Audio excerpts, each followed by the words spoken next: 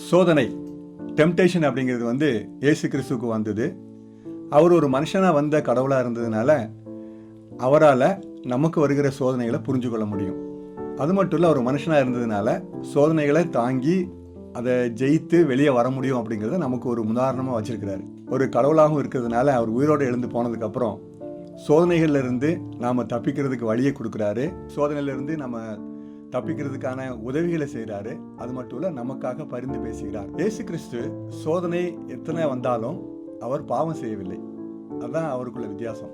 அவருக்கும் நமக்கும் உள்ள வித்தியாசம். அவர் நம்மை போல எல்லாவற்றிலும் சோதிக்கப்பட்டும் பாவம் இல்லாமல் இருந்தார். அப்போ அதுலேருந்து என்ன தெரியுது அப்படின்னு சொன்னால், சோதனை வேற, பாவம் வேற. சோதனை துவக்கம், பாவம் முடிவு.